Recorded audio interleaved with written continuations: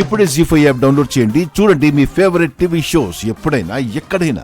నాదో మాట, అది మాత్రం శుభవార్త కాదు, మీకు చేదు వార్త. మా పెద్దనాన్న వాళ్ళు ఇంట్లోకి అడుగు పెట్టక ముందు విషయం చెప్తే వస్తారో, ఆ తర్వాత కాఫీ తాగుతారో, మంచినీళ్ళు కూడా మింగలేక ఇక్కడి నుంచి వెళ్ళిపోతారో చెప్పలేం బావా. శివ, ఏం చేస్తున్నావు నువ్వు? నేనేం చేయట్లేదు. మా పెద్దనాన్న ఏం చేశాడు మీ అందరికీ తెలియాలి కదా. దేని గురించి మాట్లాడుతున్నావు శివపార్వతి? ఎన్నో కలలు కని తన ఆశయాన్ని నెరవేర్చుకోవాలని పట్టుదలతో చదువుతున్న మా గౌరక్కని ప్రదీప్ అనే దుర్మార్గుడికి కట్టబెట్టి తన మరణానికి పరోక్షంగా కారణమైన నిన్ను నిలదీద్దామని నిర్ణయించుకున్నాను. శివ, ఇప్పుడు ఆ ప్రస్తావన ఎందుకు? ఇప్పుడే చెప్పాలి బావా. వాళ్ళ కోడలు నీళ్ళొసుకుందని స్వీట్లు పంచడానికి వచ్చారు. కానీ నా తోడబుట్టిన మా అక్క ప్రాణాలు తీసుకునేలా చేయకపోయి ఉంటే తను కూడా పిల్లా పాపలతో ఉండేది కదా.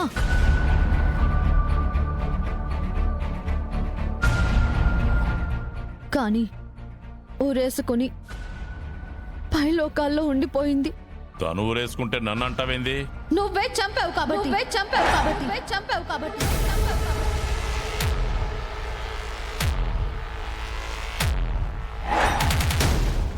నీ వల్లే తను ప్రాణాలు తీసుకుంది.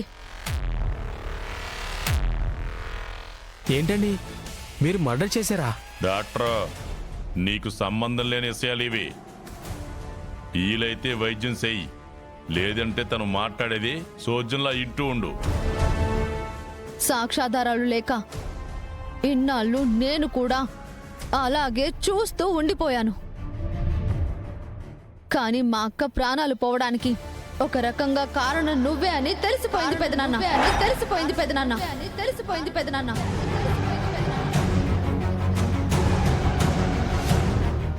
శివ, ఇప్పుడు అవన్నీ ఎందుకు? వదిలే. ఏంటి బావా, మీ సంతోషాలకి మా అక్క చావు అడ్డమవుతుందా? అదేంటి శివ అలా అంటావు? వాళ్ళు నాగవల్లి నెల తప్పిందన్న విషయం చెప్పడానికి వచ్చారు. నువ్వేమో గౌరీ కేసు గురించి మాట్లాడుతున్నావు. దానికి దీనికి సంబంధం లేదు కదా. నాగవల్లి విషయం మీకు శుభవార్త, మా అక్క గౌరక్క విషయం మా పెదనాన్నకి చేదు వార్త.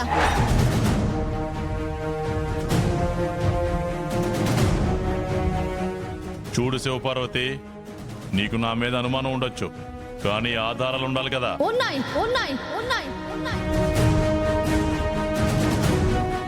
పాత కేసుని బయటికి తీసాను.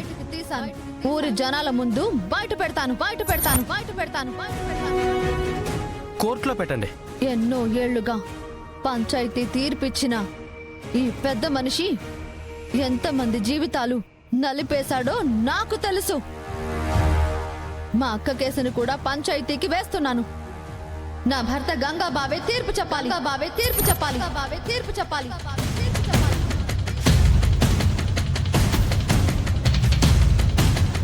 జీ5 యాప్ డౌన్లోడ్ చేసి అన్ని ఎపిసోడ్స్ పూర్తి ఉచితంగా చూడండి.